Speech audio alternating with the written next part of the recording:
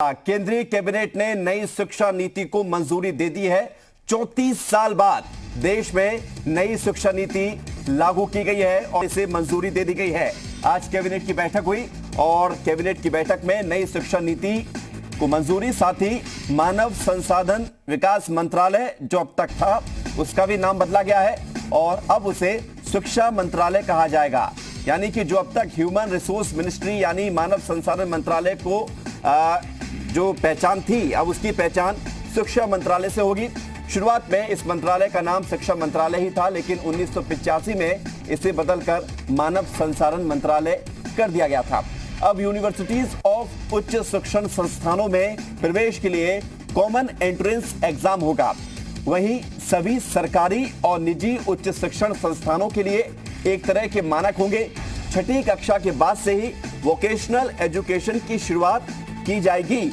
यानी कि नई शिक्षा नीति, और इस नई शिक्षा नीति को हम आपको बताएंगे, समझाएंगे और ये पूरा एक एक लेखा जोखा आपके सामने पेश करेंगे कि कैसे ये नई शिक्षा नीति पूरे देश भर में लागू होने जा रही है और इसका असर आप पर क्या पड़ेगा, आपके बच्चों पर क्या पड़ेगा और आने वाले समय में कैसे आपके बच्चे इस नई शिक्षा नीति से जुड़ेंगे। तो एक एक जानकारी हम आपको देंगे, लेकिन बड़ी खबर यह है, उसको जान लीजिए कि 34 साल बाद ऐतिहासिक बदलाव नई शिक्षा नीति के थ्रू होने जा रहा है। यानी कि नई शिक्षा की नीति, ये नया बदलाव किया जा रहा है एजुकेशन पॉलिसी में। और एक साथ एक और फैसला लिया गया है कि मानव संसाधन मंत्रालय अब शिक्षा मंत्रालय के तौर पर जाना जाएगा। यानी कि जो व्यवस्था मानव संसाधन मंत्रालय में नाम के तौर पर 1985 से पहले की थी, अब उसे शिक्षा मंत्रालय कहा जाएगा। ये देखिए बड़े बदलाव। हमने उच्च शिक्षा और स्कूली शिक्षा दो अलग सचिवालय बनाए, 15-15, 20-20 टीमें विशेषज्ञों की बनाई, व्यापक उनका विश्लेषण किया और उस सब के बाद इसको एक शिक्षा नीति के इस निचोड़ पर ला करके आज माननीय प्रधानमंत्री जी की अध्यक्षता में हुई जो कैबिनेट है उसने इस पर अपनी अंतिम सहमति दी है। मैं मानव संसाधन विकास मंत्रालय, जो अब शिक्षा मंत्रालय के नाम से जाना जाएगा, और मैं ये समझता हूँ कि पूरी दुनिया में शायद इससे बड़ा परामर्श, विचार विमर्श कभी नहीं हुआ होगा। इतना बड़ा नवाचार ये दुनिया के लिए एक उदाहरण है, जब किसी नीति पर देश के कोने कोने से, अभिभावकों से, छात्रों से, अध्यापकों से, विशेषज्ञों से, शिक्षाविदों से, राजनीतिज्ञों से, जनप्रतिनिधियों से और यहाँ तक कि 1,25,000 ग्राम समितियों से विचार विमर्श किया गया हो। जो स्कूली शिक्षा और उच्च शिक्षा में उसकी परिवर्तनकारी सुधारों के लिए एक महत्वपूर्ण रास्ता प्रशस्त करेगा। और जो हमारे देश के प्रधानमंत्री ने एक नए भारत के निर्माण की बात की है, जो स्वच्छ भारत होगा, स्वस्थ भारत होगा, सशक्त भारत होगा, समृद्ध भारत होगा, श्रेष्ठ भारत होगा, एक भारत होगा। जी हाँ, तो ये ऐलान किया गया है शिक्षा मंत्री की तरफ से और रमेश पोखरियाल निशंक ने ये सारी जानकारी दी। आज सुबह कैबिनेट की बैठक हुई और इस बैठक में नई शिक्षा नीति को मंजूरी मिल गई है। लंबा इतिहास रहा है जो इससे पहले की शिक्षा नीति थी उसको बदला गया है। 34 साल बाद ये ऐतिहासिक बदलाव देखने को मिला है। हालांकि पॉलिसी में बदलाव क्या किया गया है ये भी हम आपको लगातार बता रहे हैं। 5+3+3+4 यानी कि 5 साल, 3 साल, अगले 3 साल और फिर 4 साल। इस पैटर्न को आप जरा समझ लीजिए कि क्या है ये पैटर्न, और इस पैटर्न के माध्यम से नई शिक्षा नीति को जब लागू किया जा रहा है तो क्या है, प्राइमरी से कक्षा दूसरी तक की जो बुनियादी शिक्षा होती है वो पहले 5 साल में आएगी। तीसरी से 5वीं तक के दूसरे हिस्से की शिक्षा 3 साल की होगी। छठी से 8वीं तक की तीसरे हिस्से की शिक्षा जो 3 साल की है इसको रखा गया है। और कक्षा 9वीं से 12वीं तक के आखिरी स्कूल के जो 4 साल होते हैं उन्हें इस कॉलम 4 में रखा गया है। यानी कि स्कूली शिक्षा का जिक्र किया जाए तो 5+3+3+4 इस हिसाब से कक्षा दूसरी तक ये पहले 5 साल, तीसरी से 5वीं तक ये दूसरे 3 साल, उसके बाद फिर अगले 3 साल कक्षा 8वीं तक और 9वीं से 12वीं तक ये 4 साल, ये आखिरी +4 के दायरे में आएंगे। तो 12वीं में बोर्ड की परीक्षा होंगी, ये अभी भी होती है, यानी कि इसमें कोई बदलाव नहीं है, लेकिन पैटर्न थोड़ा सा बदला है। बदलाव हायर एजुकेशन में भी किया गया है, तो वो भी आपको बताएंगे। लेकिन शुरुआत का जो मुख्य बदलाव है स्कूली शिक्षा में, वो जरूर पहले जान लीजिए। राष्ट्रभाषा, मातृभाषा यानी कि मदर टंग में पढ़ाई हो सकेगी। शुरुआत का जो कॉलम 5 का रेशियो है, कॉलम 5 का जो सेगमेंट है, जो पहले 5 साल होंगे कक्षा दूसरी तक के, एमए के बाद सीधे पीएचडी कर सकेंगे छात्र। और इसके लिए भी एक कोर्स की शुरुआत होने जा रही है। एमए 1 साल का होगा और 4 साल का पीएचडी का कोर्स होगा। पूरी जानकारी हम आपको बता रहे हैं। और इसके अलावा एमफिल को खत्म कर दिया गया है, मास्टर ऑफ फिलॉसफी को खत्म किया गया है। इसकी अब जरूरत नहीं होगी पीएचडी करने के लिए भी, और इस कोर्स को खत्म किया गया है, डिसकंटिन्यू किया गया है। हायर एजुकेशन नहीं करने वालों के लिए 3 साल की डिग्री होगी, हायर एजुकेशन करने वालों के लिए 4 साल का डिग्री कोर्स होगा। एक खास बात यह है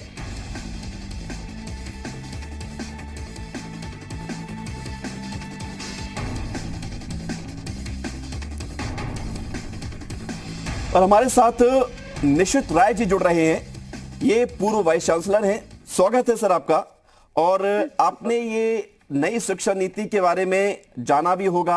आपको ये नई शिक्षा नीति कैसी लगी है और क्या इसमें आप बड़े परिवर्तन महसूस कर पा रहे हैं? सबसे बड़ी बात तो है इसमें जो मानव संसाधन विकास मंत्रालय का जो नामकरण किया गया है शिक्षा मंत्रालय, ये बहुत ही आवश्यक था, क्योंकि एचआरडी मिनिस्ट्री से सीधे सीधे शिक्षा पर ही फोकस है। ये कहीं न कहीं ऐसे हम एक भ्रम जरूर बना रहता था।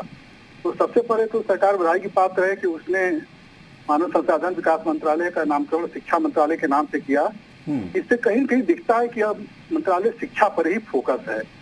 एक तो ये दूसरी बड़ी चीज यह इसमें है कि 34 सालों के बाद देश की शिक्षा नीति में परिवर्तन किया जा रहा है। इन 34 सालों में बहुत कुछ बदला है देश में, समाज में, प्रदेश में। तो कहीं न कहीं जो आधुनिक समाज की जरूरतें हैं, देश की जरूरतें हैं, लोगों की जरूरतें हैं, युवाओं की जरूरतें हैं, उसको मद्देनजर रखते हुए शिक्षा में बहुत व्यवहारिक आमूल-चूल परिवर्तन के लिए सिफारिश की गई है। और मुझे लगता है कि बहुत ही व्यवहारिक और एक तरीके से प्रभावकारी शिक्षा नीति है, जो 34 सालों के बाद क्रियान्वित होने जा रही है। और दूसरी बड़ी बात ये इसमें और है कि ये कहीं न कहीं जो इस समय कोरोना का जो पीरियड है, इसमें इस बात की महसूस की गई है कि स्किल डेवलपमेंट पे बहुत फोकस करना पड़ेगा हम लोगों को। और कहीं न कहीं नई शिक्षा नीति में शिक्षा को रोजगार से, स्किल से जोड़ने पर भी बल दिया गया है।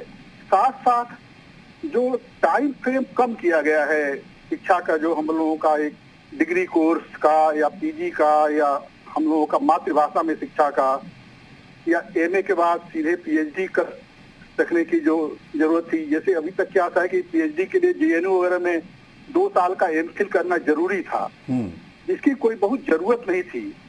तो कहीं न कहीं बहुत व्यवहारिक धरातल पे चीजों का समावेश किया गया है और इसमें बहुत रिसर्च किया गया इस नीति को क्रियान्वित करने के लिए, लागू करने के लिए। तो मुझे तो यही लगता है कि नई शिक्षा नीति देश के युवाओं के, देश की जरूरतों के हक में एक व्यवहारिक और जरूरी फैसला था। सर, इसमें एक और फैसला लिया गया है कि मल्टीपल एंट्री एग्जिट, यानी कि जैसे कि अमूमन देखते हैं कि कोई स्टूडेंट अपनी अगर इंजीनियरिंग की पढ़ाई कर रहा है या कॉलेज की पढ़ाई कर रहा है तो 1 साल बाद, 2 साल बाद छोड़ देता है किसी कारणवश। तमाम तरह की परिस्थितियां होती है लोगों के जीवन में, तो उनके लिए भी कभी भी एग्जिट और कभी भी एंट्री का प्लान तैयार किया गया है। और जितने साल की वो पढ़ाई करेंगे उसके हिसाब से उन्हें डिप्लोमा, डिग्री और अलग अलग क्राइटेरिया दिया गया है। इसको आप कैसे देखते हैं?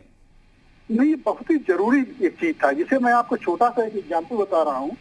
मैंने जब मैं वाइस चांसलर था तो मैंने अपने यहाँ एग्जिट रूट को लेके मैंने कई सिलेबस, कई कोर्सेज डिजाइन किए थे। होता क्या है कि जैसे मान लीजिए कोई व्यक्ति 3 इयर्स या 4 इयर्स डिग्री कोर्स ज्वाइन किया और उसकी परिस्थितियां ऐसी हो गई कि उसको डिप्लोमा से ही कहीं काम चल जा रहा है और फर्दर स्टडी नहीं कर पा रहा है।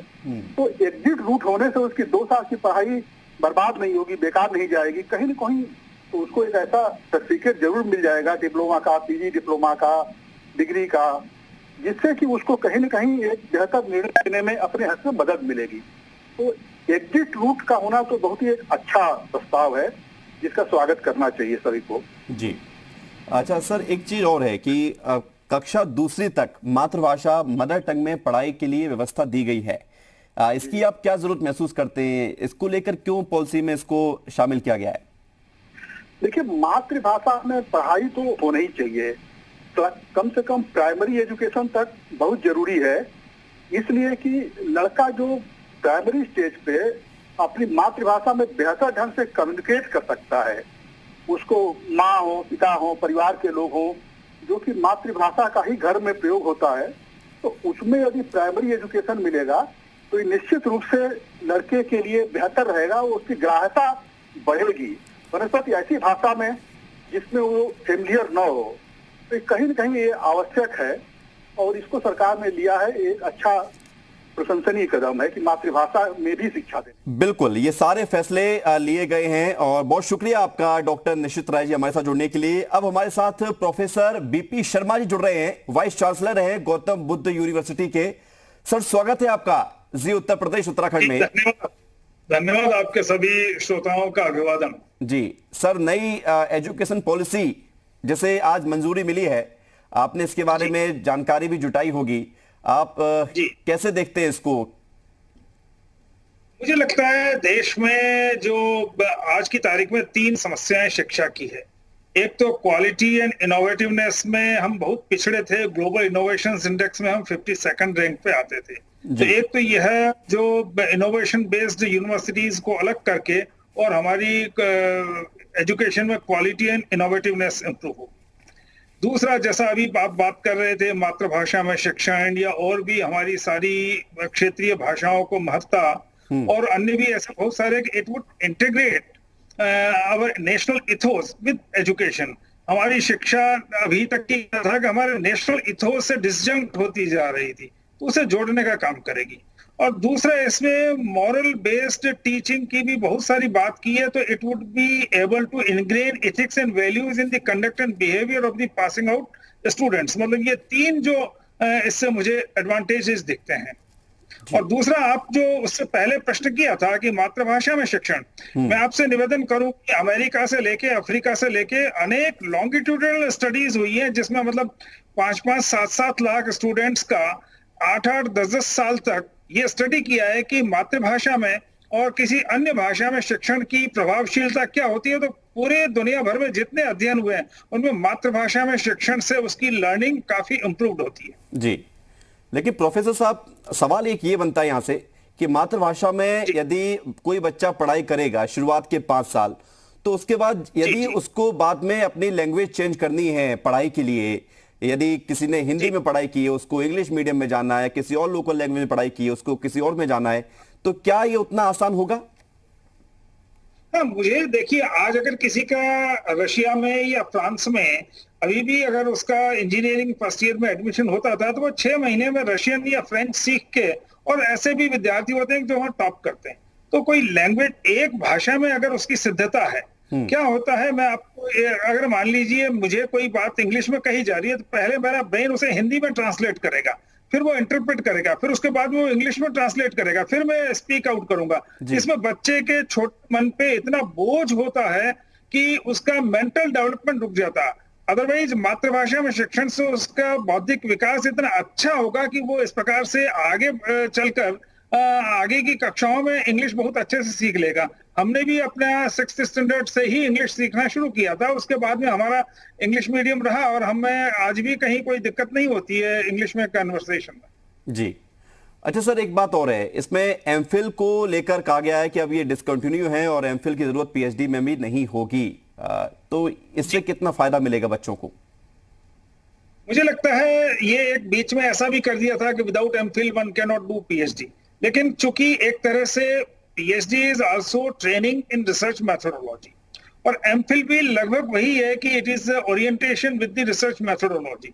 और चूंकि आजकल सारी पीएचडी में कोर्स वर्क होता है, जो एमफिल में जो टीचिंग होती है लगभग वो उसके कोर्स वर्क में हो जाएगी। तो एक तरह से हम ये मानेंगे कि स्टूडेंट जल्दी मतलब जो है एक्चुअल रिसर्च प्रारंभ करेगा, तो कहीं ना कहीं उसे उसके रिसर्च पब्लिकेशंस भी ज्यादा होंगे और हम मतलब जो ग्लोबल इनोवेशन इंडेक्स में भी अपना अच्छा स्थान बना पाएंगे। जी सर, इसमें कई सारे और बदलाव भी किए गए हैं, जैसे कि कोई भी स्टूडेंट्स जब चाहे तब यदि उसे कोई ऐसी जरूरत होती है या परिस्थितियां उसको ऐसे मजबूर करती हैं कि बीच में पढ़ाई छोड़नी पड़ती है, तो उसने जब तक पढ़ाई की है 1 साल की 2 साल की, ये कॉलेज की बात की जा रही है, तब तक का उसे उसके हिसाब से उसे सर्टिफिकेट मिल जाएगा। अगर सबसे ज्यादा कर लिए तो डिग्री मिल जाएगी, उससे पहले सर्टिफिकेट, उससे पहले डिप्लोमा। तो इसे आप कैसे देखते हैं, क्या वाकई में इसकी जरूरत थी और कितना फायदा होगा इससे? देखिए, हमारे यहाँ भारत में लोगों की कई बार आर्थिक परिस्थितियां भी ऐसी होती है कि उसे बीच में एजुकेशन डिसकंटिन्यू करना पड़ता है, कई बार उसको कोई जॉब अपॉर्चुनिटी मिल जाती है। और मुझे लगता है शायद अगर आपको ध्यान हो तो हमारे देश में बहुत सारी यूनिवर्सिटीज पहले ऐसा कोई कंप्यूटर प्रोग्राम में अगर एनरोल करता है तो 1 साल में पीजी डिप्लोमा, 2 साल में एमएससी आईटी और 3 साल में उसको एमसीए की डिग्री मिलती थी। ऐसा मॉड्यूलर कोर्सेज पहले भी कई सारी यूनिवर्सिटीज हमारे यहाँ देती रही है और अब ऑल इंडिया लेवल पे होगा तो ये स्टूडेंट के लिए एक फ्लेक्सिबल मोड होगा और इसमें कहीं भी डाइल्यूशन नहीं है। केवल ये है कि उसको एग्जिट रूट मिल रहा है at every stage. After every 1 year he can opt out. किसी बच्चे की कोई हार्डशिप आई तो he can join somewhere in the job, और if he wants to change the stream, मान लो मैं इंजीनियरिंग पढ़ रहा था, इलेक्ट्रिकल इंजीनियरिंग, और मेरा इंटरेस्ट हो गया कि मैं बायोटेक्नोलॉजी पढूं, तो मैं हो सकता है फर्स्ट ईयर में मुझे वह डिप्लोमा सर्टिफिकेट प्रोग्राम मिल जाएगा और उसके बाद में मैं बायोटेक्नोलॉजी पढ़ूंगा। तो वो इलेक्ट्रिकल इंजीनियरिंग की नॉलेज मुझे अगर बायोटेक्नोलॉजी में मैं अगर ब्रेन को के लिए सेंसर्स डेवलप करना चाहता हूं तो वो नॉलेज मुझे काम आएगी। बल्कि कई जगह ये भी होगा कि एक स्टूडेंट अगर कोर्स के बीच में एक सर्टिफिकेट प्रोग्राम और डिप्लोमा के बाद माइग्रेट कर जाएगा तो हो सकता है कि उसमें एक जो इंटरडिसिप्लिनरी अप्रोच आएगी वो हमें आजकल जो इंटरडिसिप्लिनरी अप्रोच की रिसोर्सेज है उसमें बहुत यूजफुल भी होगा। ठीक सर, इसमें एक और दिलचस्प बात सामने आ रही है कि केमिस्ट्री के साथ म्यूजिक और फिजिक्स के साथ फैशन डिजाइनिंग का सब्जेक्ट भी लिया जा सकता है। ये कॉम्बिनेशन क्यों डेवलप किया गया है? जैसा मैंने कहा ना कि आजकल इंटरडिसिप्लिनरी रिसर्चेज का जमाना है। जैसे मैं बिल्कुल एक अलग एग्जांपल लूं जी, आजकल रिसर्चेज चल रही है ब्रेन टू ऑडिबल स्पीच।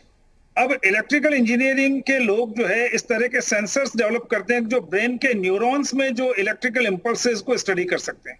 वो उसके बाद वो इंपल्सेस उनको ट्रांसमिट करते हैं बिग डेटा एनालिसिस के लिए। वो कंप्यूटर साइंस इंजीनियरिंग का डोमेन हो जाता है और वहां से फिर वो उसको ऑडिबल स्पीच में, एक लकवे का पेशेंट है जो बोल नहीं सकता, तो ब्रेन टू ऑडिबल स्पीच में जो रिसर्च हो रही है। इसी तरह से हम आज देखें तो सिंधु घाटी सभ्यता की लिपि और तमिल ब्राह्मी लिपि और लैटिन अमेरिका की कुछ शिलालेखों की लिपियां, इनके बीच में साम्य ढूंढने की कोशिश की जा रही है आर्टिफिशियल इंटेलिजेंस से। अब आप देखिए लिंग्विस्टिक्स, स्क्रिप्ट्स और आर्टिफिशियल इंटेलिजेंस, ठीक इसी प्रकार से चाहे म्यूजिक हो या केमिस्ट्री हो, इसके संदर्भ में भी हम देखते हैं कि आजकल म्यूजिकल थेरेपी भी बहुत इंपॉर्टेंट होती जा रही है और केमिस्ट्री में भी हम देखते हैं कि बहुत सारी मतलब बातें हैं। आप शायद थोड़ा सा डाइवर्शन हो जाएगा जी। हमारे प्राचीन का मान लो जैसे मेटलर्जिकल केमिस्ट्री के आधार पे शब्द रचना होती थी। जैसे जिंक का नाम संस्कृत में यशद है। यशद इसलिए कि उसका शब्द की व्युत्पत्ति है ताम्रः यश प्रदायते इति यशद है, which gives credit to the copper. 1000 साल पहले कोई जिंक बनाना नहीं जानता था, हमें यह पता था कॉपर रिड्यूसिंग एजेंट का काम करता है, तो हमने जिंक का नॉमेनक्लेचर कॉपर की उस रिड्यूसिंग एजेंट्स की प्रॉपर्टी के आधार पर किया। यानी कि भाषा विज्ञान और केमिस्ट्री, इन दोनों के बीच में हमारे यहाँ 2000 साल पहले भी संबंध रहा है। बिल्कुल, आपने एक अच्छा एग्जाम्पल दिया है, उससे लोगों को उम्मीद है कि समझ में आएगा। सर, लेकिन आप पूरा ओवरऑल की बात की जाए इस नई शिक्षा नीति की, तो आपको लगता है कि ये परफेक्ट है या इसमें और कुछ ऐसा डेवलपमेंट होना चाहिए था जिससे और ज्यादा फायदा होता? देखिए, मैं एक आपको बात कहूं, परफेक्ट तो केवल हम मकान का नक्शा बनाते हैं अपना, अगर मकान बनाने के लिए वो परफेक्ट होता है उसमें हम कोई चेंज नहीं करते। हमारी सोशो इकोनॉमिक सर्कमस्टेंसेस बदल रही है। 10 साल पहले आर्टिफिशियल इंटेलिजेंस का कहीं नाम नहीं था, आज हम एआई का यूज करते हैं, तो शिक्षा नीति भी इसी तरह से इवॉल्व होगी। हो सकता है 2 साल बाद हमें आवश्यकता अनुभव हुई कि शिक्षा नीति में, तो हमेशा हम अपने अनुभव से ये इवॉल्व होती, अनफोल्डमेंट होता है। मतलब एक प्रकार से शिक्षा नीति या चाहे इकोनॉमिक पॉलिसी ले लो, चाहे कोई भी ले लो, उसमें इट ग्रेजुअली अनफोल्ड्स। और जो नए नए समाज के सामने चुनौतियां आती है, जो आज के आने वाले समय में जो परिस्थितियां आएंगी, उसके अनुरूप मुझे लगता है कि उसमें माइनर मॉडिफिकेशन, माइनर इंप्रूवमेंट, लेकिन एक बेसिक फ्रेमवर्क हमारा तैयार हो गया। ठीक, बहुत बहुत शुक्रिया आपका प्रोफेसर वीपी शर्मा जी हमारे साथ जुड़ने के लिए। और नई जो शिक्षा नीति लागू हुई है उसमें हमने जाना कि किस तरह से इसका फायदा भी होगा और आखिर इसकी जरूरत क्यों थी। छोटे से ब्रेक लिया, रुक रहे हैं।